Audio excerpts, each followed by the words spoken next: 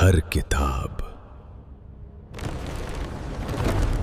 एक कहानी नहीं होती। कुछ कहानियां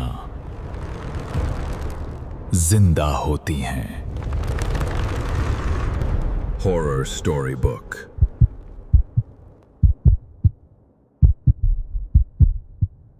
कभी कभी मैं सोचती हूँ कि इंसान जब बहुत ज़्यादा ठंड में इंसानी बस्ती से मीलों दूर किसी घने जंगल में एकदम अकेला होता है तो उसकी क्या हालत होती होगी।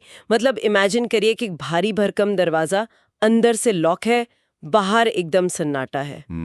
और तभी अचानक एक भयानक बर्फीली हवा का झोंका अंदर आ जाए, है ना? एक पूरी तरह से बंद कमरे के अंदर। हाँ बिल्कुल, हवा का झोंका अंदर आता है, बिस्तर के ठीक ऊपर से गुजरता है और बंद खिड़की को एकदम झटके से खोलकर वापस बंद कर देता है। मतलब मानो कोई बहुत बड़ी अदृश्य चीज आपके ऊपर से दौड़ती हुई निकल गई हो। ऐसी सिचुएशन में इंसान का सारा विज्ञान और सारा लॉजिक बस एक पल में खत्म हो जाता है। एकदम सही कहा आपने। और यही वो पॉइंट है जहां इंसान का दिमाग ना असलियत और भ्रम के बीच का फर्क भूल जाता है। जब हमारी वो दीवारें और ताले जो हमने अपनी सुरक्षा के लिए बनाए हैं वो किसी काम के नहीं रहते, तो वो खौफ सीधी हमारे अस्तित्व पर वार करता है। डाइव का जो फोकस है ना वो यही खौफ है। आज हम लोग विकल्स डार्क डोमेन नाम के यूट्यूब चैनल पर शेयर की गई एक बहुत ही अजीब घटना को डिकोड करने वाले हैं, जो कि शिमला के पास घने जंगलों की घटना है, राइट? 2007 की बात है ये। हाँ, 2007 में राजेश नाम के एक लड़के की वहाँ फॉरेस्ट गार्ड के तौर पर नई नई पोस्टिंग हुई थी।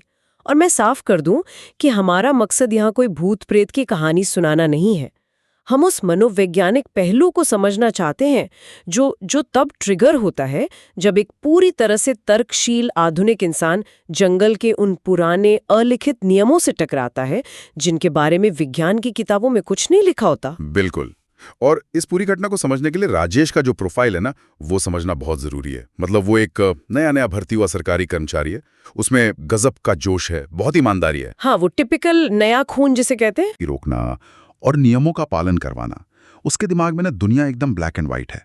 मतलब पेड़ का मतलब लकड़ी है, जंगल का मतलब उसकी ड्यूटी की जगह है, और कोई भी अजीबोगरीब चीज का मतलब उसके लिए सिर्फ कूड़ा या अंधविश्वास है। राइट। और उसकी पोस्टिंग भी शिमला से कोई 35-40 किलोमीटर दूर एक ऐसे इलाके में होती है जो इंसानों से पूरी तरह कटा हुआ है। मनोविज्ञान में ना इसके लिए एक टर्म है लिमिनल स्पेस। लिमिनल स्पेस, हाँ, ये बहुत इंटरेस्टिंग कॉन्सेप्ट है ना? मतलब एक ऐसी जगह जो दो दुनियाओं के बीच की होती है। ना तो वो इंसानी बस्ती जैसी सुरक्षित है और ना ही कोई ऐसा स्वर्ग जहां आपको सुकून मिले। वो बस एक खाली अनिश्चित सी जगह होती है। और ऐसे गहरे अकेले जंगलों में ना इंसान का दिमाग खुद ब खुद बहुत असुरक्षित महसूस करने लगता है। अगर हम इसे एवोल्यूशनरी पर्सपेक्टिव से भी देखें, विकासवाद के नजरिए से, तो हमारा दिमाग कभी भी ऐसे घने अंधेरे जंगलों में अकेले रहने के लिए डिजाइन ही नहीं हुआ है। बिल्कुल। वहां तो खतरा हर तरफ से आ सकता है ना। हाँ, लेकिन राजेश के साथ उल्टा था। वो तो अपनी उस सरकारी वर्दी और तर्क के कवच में खुद को बहुत सेफ मान रहा था। उसे लगता था कि भाई मैं तो इस जंगल का रक्षक हूँ, मैं यहाँ का अधिकारी हूँ, मुझे क्या होगा। और यही वो सोच थी जिसने उससे वो गलती करवाई जो इस पूरे हादसे की जड़ बन गई।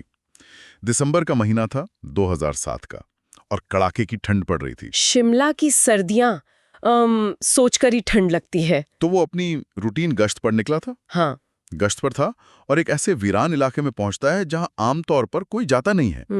वहां उसे कुछ ऐसा दिखता है जो पहले वहां नहीं था। मतलब जमीन में आधा गड़ा हुआ करीब 2.5 फीट लंबा एक पत्थर, जिस पर कोयले से कुछ अजीब सी आकृतियां बनी हुई थी। और उसकी ठीक बगल में एक छोटा सा लोहे का त्रिशूल भी गड़ा हुआ था। राइट। और प्रसाद के रूप में वो गुंधे हुए आटे के ताजे पेड़े रखे हुए थे। बिल्कुल। अब देखिए, हिमालयी इलाकों की लोक कथाओं और वहां की मान्यताओं को जो भी थोड़ा बहुत जानता है ना, उसके लिए ये एक बहुत ही साफ चेतावनी थी। ये कोई नॉर्मल पूजा पाठ नहीं था। अक्सर वहां के स्थानीय लोग या कोई तांत्रिक ऐसी वीरान जगहों पर किसी अदृश्य ऊर्जा को, जिसे वो वहां की एंटिटी कहते हैं, उसे शांत करने या बांधने के लिए ऐसे अनुष्ठान करते हैं। मतलब वो पत्थर और त्रिशूल एक तरह का बाउंड्री मार्कर थे। हाँ, एक सीमा रेखा। उनका सीधा सा मैसेज था कि भाई इसके आगे मत जाना या इस चीज को मत छूना। लेकिन राजेश के लिए ये सब क्या था? उसके लिए तो ये बस एक बकवास अंधविश्वास था और उसके साफ सुथरे जंगल में फैलाया गया कचरा, उसका वो जो तर्कवादी दिमाग था ना, वो इस चीज को एक्सेप्ट ही नहीं कर पाया। और उसने वही किया जो उसे सही लगा। उसने सीधे उस पत्थर को ठोकर मार दी। ठोकर मार दी और त्रिशूल को उखाड़कर पास बह रहे एक नाले में फेंक दिया। मतलब हद तो तब हो गई जब वो वापस आते हुए उन आटे के पेड़ों को एक गांव वाले के गाय के बछड़े को खिला देता है। ये तो ये बिल्कुल वैसा ही था यार, जैसे किसी नई आईटी कंपनी में आया कोई बहुत ही उत्साही एम्प्लॉय सिस्टम को क्लीन करने के चक्कर में मेन सर्वर की किसी बहुत जरूरी फाइल को जंक समझकर डिलीट कर दें। ये बहुत सही एनालॉजी दी आपने। उसे लग रहा था कि वो सफाई कर रहा है, लेकिन असल में वो पूरे नेटवर्क को क्रैश करने वाला बटन दबा चुका था। यहाँ राजेश ने अनजाने में दो बहुत बड़ी गलतियां कर दी थी। पहली तो यही कि उसने उस पुराने सिस्टम की इज्जत नहीं की जो सदियों से चला आ रहा था। हाँ, और दूसरी बड़ी गलती ये कि उसने उस अनुष्ठान की ऊर्जा को खत्म करने के बजाय उसे शिफ्ट कर दिया। नाले में त्रिशूल फेंकना और एक जानवर को वो प्रसाद खिलाना, लोक कथाओं के हिसाब से उसने उस बंदी हुई शक्ति को आजाद कर दिया था। और अब वो शक्ति एक नया टारगेट ढूंढ रही थी, जो कि जाहिर है खुद राजेश था। और इसका असर ना उसी रात से शुरू हो जाता है। राजेश अपने कमरे में सो रहा था और बाहर जंगल का एकदम गहरा सन्नाटा था। अचानक उसे जंगल के बीच से कुल्हाड़ी से पेड़ काटने की आवाजें आने लगती है, एकदम साफ आवाजें, खटाक खटाक। अब राजेश ठहरा एक ईमानदार गार्ड। उसे लगा कि कोई लकड़ी तस्कर आ गया है जंगल में। बिल्कुल। तो वो कड़ाके की ठंड में अपनी टॉर्च उठाता है और उन आवाजों की तरफ कोई 250-300 मीटर तक घने जंगल में नीचे चला जाता है, मतलब अकेले रात के अंधेरे में। जो कि एक बहुत ही खतरनाक कदम था। रात के अंधेरे में किसी अनजान आवाज के पीछे जाना किसी भी एंगल से सेफ नहीं है। लेकिन उसका दिमाग तो लॉजिक पर चल रहा था ना कि भाई आवाज है तो कोई इंसान भी होगा लकड़ी काटता हुआ। लेकिन जब वो वहां पहुंचता है तो वहां कोई नहीं होता, एकदम पिन ड्रॉप साइलेंस। और तभी वो पेड़ काटने की आवाज अपनी जगह बदल लेती है। अब वो आवाज जंगल से नहीं बल्कि उसके अपने कमरे के ठीक बाहर से आ रही थी। ये तो सीधे सीधे दिमागी खेल शुरू हो गया था। हाँ, वो तेजी से भागकर वापस अपने कमरे के पास आता है, लेकिन वहां भी कोई नहीं था, ना कोई लकड़ी का बुरादा, ना कोई कटा हुआ पेड़। और तभी अचानक एक भयानक कान फाड़ देने वाली आवाज आती है। ऐसा लगता है जैसे जंगल के बीचों बीच कोई बहुत ही पुराना विशाल पेड़ बहुत जोर से जमीन पर गिरा हो। राजेश फिर से चारों तरफ अपनी टॉर्च मारता है, लेकिन वहां कुछ नहीं था। ना कोई पेड़ गिरा था, ना जंगल में कोई और हलचल थी। सब कुछ पहले जैसा शांत था। तो इसे हम क्या कहेंगे? मतलब अगर हम इसे साइकोलॉजी के चश्मे से देखें तो क्या ये वो सेंसरी डेप्रिवेशन का केस है? बिल्कुल हो सकता है। जब इंसान बहुत ज्यादा सन्नाटे और अंधेरे में होता है ना, तो बाहर से कोई इनपुट ना मिलने पर दिमाग खुद ही आवाजें पैदा करने लगता है। इसे हम ऑडिटरी इल्यूजन कहते हैं। लेकिन यार मुझे ना इस थ्योरी पे थोड़ा डाउट है। एक सेकंड के लिए सोचिए, अगर ये सिर्फ राजेश के दिमाग का भ्रम था तो वो आवाजें इतनी कैलकुलेटेड कैसे हो सकती हैं?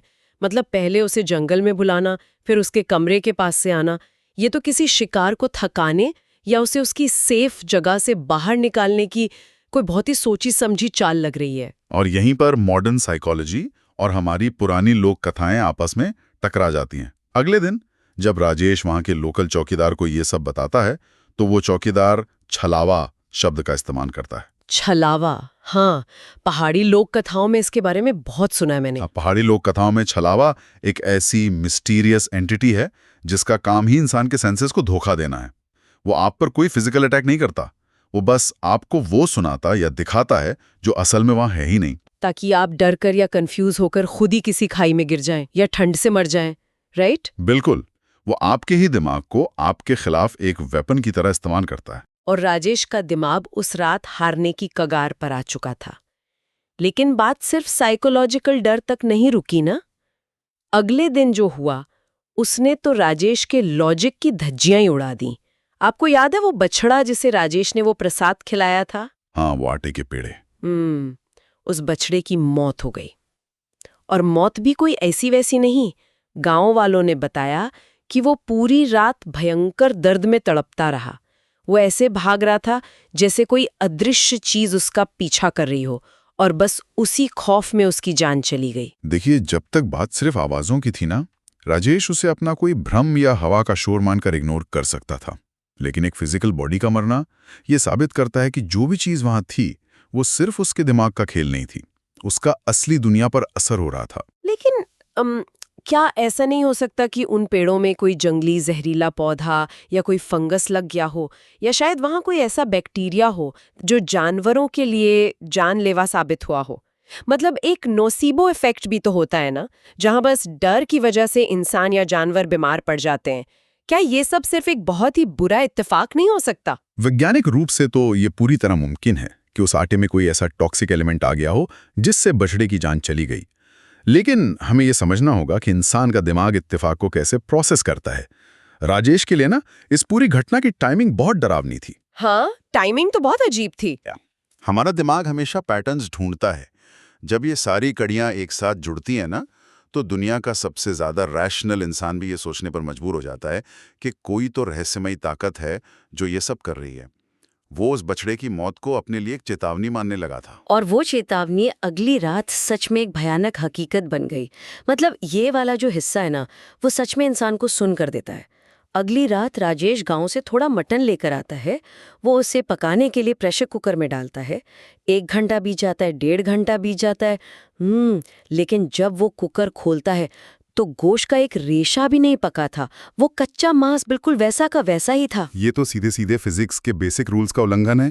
थर्मोडायनेमिक्स कहता है कि प्रेशर कुकर में 1.5 घंटे तक हाई टेम्परेचर पर रहने के बाद तो मटन को गल ही जाना चाहिए। लेकिन अगर हम थोड़ा लॉजिक लगाएं, शिमला के उस इलाके में ऑल्टीट्यूड बहुत ज्यादा होता है ना? हाई ऑल्टीट्यूड पर हवा का प्रेशर कम होता है, जिससे पानी का बॉइलिंग पॉइंट गिर जाता है।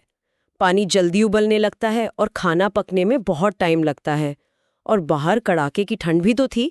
तो क्या ऐसा नहीं हो सकता कि मौसम और ऊंचाई की वजह से कुकर ने अंदर प्रेशर ही नहीं बनाया हो? ऊंचाई पर खाना पकने में टाइम लगता है, ये एक साइंटिफिक फैक्ट है, मैं मानता हूँ। लेकिन यार, कोई भी प्रेशर कुकर 1.5 घंटे तक गैस पे रहने के बाद मटन को एकदम कच्चा नहीं छोड़ सकता। कुछ तो असर होना चाहिए था ना। लेकिन यहाँ गोश्त की हालत ऐसी थी जैसे उस पर आग की कोई आंच ही न लगी हो। और बात सिर्फ मटन के न पकने की नहीं है, बात तो उस रिएक्शन की है जो राजेश ने वो गोश्त बाहर फेंकने के बाद महसूस की। हाँ, वो झल्लाहट में आकर उस कच्चे मटन को अपने कमरे के बाहर बर्फ पर फेंक देता है। और फिर रात में जो होता है वो तो किसी बुरे सपने से भी बदतर था। दरवाजे के ठीक बाहर से बर्फ पर भारी कदमों के चलने की आवाजें आने लगती हैं। और वो कच्चा गोश्त चबाने की आवाजें। हाँ बिल्कुल, बहुत ही साफ तौर पर उस मांस को खाने की और हड्डियों को जोर जोर से चबाने की खौफनाक आवाजें। ऐसा लग रहा था कि कोई चीज दरवाजे के ठीक उस पार बैठकर वो गोश्त खा रही है। राजेश इतना ज्यादा डर जाता है कि वो अपने बिस्तर पर एकदम जम कर रह जाता है। वो इस वक्त दरवाजे और अपनी जान के बीच एक बहुत ही नाजुक सी लाइन पर खड़ा था। राजेश ने खुद को उस कमरे में कैद कर लिया था, क्योंकि इंसानी फितरत यही है ना, जब बाहर खतरा होता है तो हम दीवारों और तालों के पीछे छुप जाते हैं। लेकिन वो ताला भी उसे बचा नहीं पाया, क्योंकि तभी वो होता है जिसका जिक्र हमने शो की शुरुआत में किया था।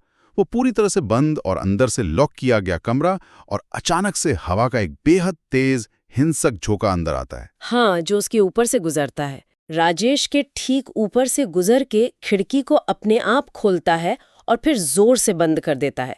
मतलब ये तो बिल्कुल वैसा हुआ जैसे किसी उड़ते हुए हवाई जहाज में अचानक से प्रेशर ड्रॉप हो जाए। एक बंद चेंबर के अंदर हवा का इतना दबाव पैदा होना कोई नॉर्मल फिजिक्स नहीं है। ये मुझे इस पूरी घटना का सबसे ज्यादा परेशान करने वाला पल लगता है। क्योंकि ये सिर्फ हवा नहीं थी, ये एक तरह से पावर का डिस्प्ले था। वो जो भी अज्ञात चीज थी ना, वो राजेश को ये बता रही थी कि तुमने जो दरवाजा बंद किया है वो मेरे लिए कोई मायने नहीं रखता। मैं जब चाहूं तुम्हारी इस फिजिकल दुनिया के सारे नियमों को तोड़कर अंदर आ सकती हूं। ये साइकोलॉजिकली एक इंसान को पूरी तरह से तोड़ देने वाला एक्सपीरियंस है। राजेश का वो जो सिस्टम था ना कि दरवाजे हमेशा हिफाजत करते हैं, वो पूरी तरह से क्रैश हो चुका था। और अगली सुबह जब वो कांपते हुए बाहर निकलता है तो जो नजारा वो देखता है वो तो मतलब रोंगटे खड़े कर देता है। गोश्त पूरी तरह से खाया जा चुका था, हड्डियों का चूरा बर्फ पर बिखरा पड़ा था, लेकिन वहां जो पैरों के निशान थे वो किसी जानवर के नहीं थे। वो इंसानी पैरों के निशान थे, राइट? हाँ, लेकिन वो निशान केवल एक पैर के थे। मतलब जैसे कोई एक ही पैर पर कूदते हुए दरवाजे तक आया हो। और सबसे ज्यादा सुन कर देने वाली बात पता है क्या थी?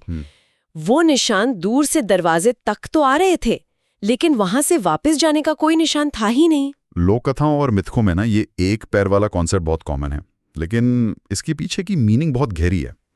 देखिए, बायोलॉजी में सिमेट्री या समरूपता लाइफ का एक बेसिक रूल है। 2 आंखें, 2 हाथ, 2 पैर। लेकिन जब दुनिया भर की संस्कृतियों में हम दूसरी दुनिया की एंटिटीज के बारे में सुनते हैं, जैसे उल्टे पैर वाले भूत या एक पैर वाले जीव, तो ये जो असिमेट्री है ना, ये इसी बात का प्रतीक है कि वो चीजें हमारे बायोलॉजिकल नियमों से पूरी तरह आजाद हैं। मतलब उनका शरीर हमारे जैसा काम नहीं करता। बिल्कुल। और वो पैरों के निशान का वापस ना जाना, ये दिखाता है कि वो चीज वहां से चलकर कहीं गई ही नहीं। या तो वो वहीं हवा में गायब हो गई, या फिर वो फिजिकली कभी वहां थी ही नहीं, बस उसकी ऊर्जा ने वो निशान छोड़े थे। बाप रे! इसके बाद तो राजेश के अंदर का सारा लॉजिक और मॉडर्न ज्ञान हवा हो जाता है। वो समझ जाता है कि किसी भी साइंस की किताब में उन एक पैर वाले निशानों का कोई जवाब नहीं है। वो सीधा उसी लोकल चौकीदार के पास भागता है जिसकी बातों का वो कल तक मजाक उड़ा रहा था। और चौकीदार भी हालात देखकर समझ जाता है कि अब ये मामला किसी फॉरेस्ट गार्ड की वर्दी या उसकी बंदूक से तो नहीं सुलझने वाला। वो राजेश को गांव के एक चेले के पास ले जाता है। चेला मतलब वहां का लोकल तांत्रिक या ओझा? हाँ, हिमालयी इलाकों में चेला उसे कहते हैं जो इस फिजिकल दुनिया और उस पार की अज्ञात दुनिया के बीच एक मीडियम का काम करता है। उसे पता होता है कि जब कोई इंसान गलती से उन पुरानी ताकतों की बाउंड्री पार कर लेता है तो उन्हें शांत कैसे करना है। तो चेला राजेश की हालत देखकर कुछ लोकल अनुष्ठान करता है। वो उसे खाने के लिए कुछ अभिमंत्रित इलायची देता है, रात को कमरे में कोयले पर जलाने के लिए लौंग देता है और उसकी बाजू पर बांधने के लिए एक खास काला धागा भी देता है। लेकिन इन सब से बढ़कर राजेश के बिहेवियर में जो बदलाव आता है ना, वो सच में हैरान करने वाला है। हाँ, वो एकदम बदल जाता है। वो राजेश जो रात के अंधेरे में अकेले उस कुल्हाड़ी वाले को पकड़ने जंगल में निकल पड़ा था, वो अब कभी रात में अकेला बाहर नहीं निकलता। वो हर वक्त उस चौकीदार को अपने साथ रखने लगा था। ये राजेश का एक तरह से पूरा सरेंडर था। वो अनुष्ठान जो थे ना, वो इलायची, लौंग और धागा, ये सिर्फ अंधविश्वास नहीं है। साइकोलॉजिकली देखें तो ये एक इंसान को उसका खोया हुआ कंट्रोल वापस दिलाने का तरीका है। जब दुनिया के सारे फिजिकल लॉजिक काम करना बंद कर देते हैं ना, तब इंसान को किसी ऐसी चीज पर यकीन करना पड़ता है जो उसे ये भरोसा दिला सके कि हाँ, अब वो सेफ है। बिल्कुल सही बात है। और मुझे लगता है इस पूरी घटना का सबसे बड़ा टेक अवे यही है कि प्रकृति और खास तौर पर इन प्राचीन जंगलों के अपने कुछ अलिखित नियम होते हैं। वहां पड़ी किसी भी अजीबोगरीब चीज की रिस्पेक्ट करनी चाहिए। अगर हम किसी चीज को नहीं समझते तो इसका ये मतलब बिल्कुल नहीं है कि वो चीज बकवास है या उसका कोई वजूद नहीं है। एकदम सही। ये कहानी हमें सिर्फ डराती नहीं है, बल्कि हमें हमारी लिमिटेशंस याद दिलाती है। हाँ, हमारे मॉडर्न अहंकार को एक आईना दिखाती है। हम आजकल इतने एडवांस हो गए हैं कि हमें लगता है हमारे पास हर चीज का एक लॉजिकल और साइंटिफिक जवाब है, और ये ह्यूमन प्रोग्रेस के लिए अच्छी बात भी है। लेकिन हर जगह ये लॉजिक काम नहीं आता। वही तो, इन घने जंगलों के अंधेरे और सन्नाटे में क्या कभी कभी ये मान लेना ज्यादा सेफ नहीं है कि इस विशाल ब्रह्मांड में कुछ ऐसी ऊर्जाएं भी मौजूद हो सकती हैं जिन्हें न समझना ही हमारी सबसे बड़ी समझदारी है। बहुत गहरी बात कही आपने। तो शो की शुरुआत में हमने जो सवाल उठाया था कि क्या होता है जब एक तर्कशील इंसान का सामना किसी तर्कहीन चीज से होता है, राजेश के इस भयानक एक्सपीरियंस के बाद ये कहना गलत नहीं होगा कि हमारा ये जो अहंकार है ना, कि हम सब कुछ जानते हैं और जो हमारी समझ में नहीं आता वो दुनिया में है ही नहीं, यही अहंकार हमें उन अनजान प्राचीन ताकतों के सामने सबसे ज्यादा कमजोर बना देता है। ये सच में एक ऐसा सवाल है जो हम सबको खुद से पूछना चाहिए। बिल्कुल पूछना चाहिए। तो आज के इस डीप डाइव में बस इतना ही। मिलते हैं अगली बार एक नई चर्चा और एक नए विश्लेषण के साथ। लेकिन डर अभी बाकी है। नेक्स्ट वीडियो देखो, subscribe now. Next video 1, next video 2। वो